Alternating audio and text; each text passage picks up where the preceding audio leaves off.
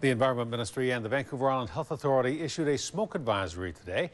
It covers the east coast of Vancouver Island from the Cowichan Valley all the way to Campbell River.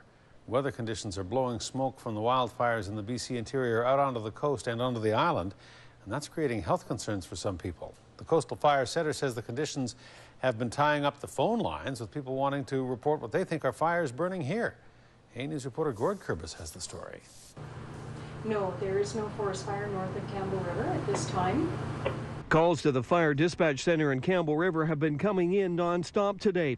Callers from Nanoose Bay and right up to the northern tip of the island have been reporting this, a thick haze of smoke. As of this morning, the number of calls into the dispatch center has increased substantially.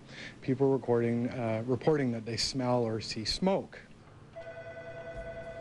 The center's call volume is up well over 30% today, and it's expected to increase as the amount of smoke settles over the North Island.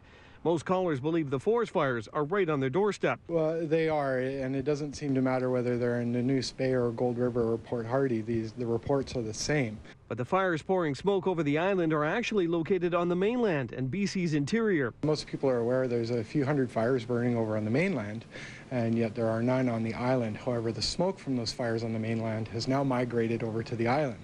So far, the island has been relatively fire-free, meaning crews are not fighting any blazes today, but they are busy responding to the number of calls from concerned islanders.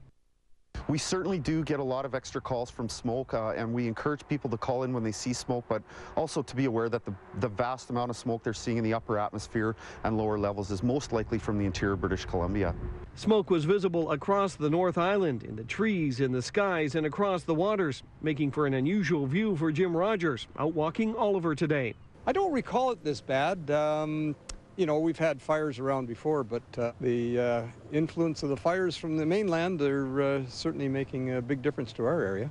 And while Jim and Oliver didn't mind the smoke, the same can't be said for those who suffer from respiratory problems. Late this afternoon, conditions worsened to the point the Ministry of Environment had to issue a wildfire smoke advisory. People who have especially underlying chronic disease in their hearts or their lungs will start to feel the effects of that reduced air quality with that particulate matter in the air.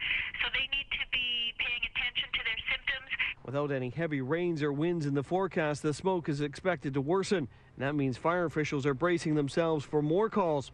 And while they don't want to deter people from calling 911 to report smoke, they do have some words of advice. Instead of just reporting the ambient smoke or smell of smoke, to actually look for a column of smoke originating from the ground.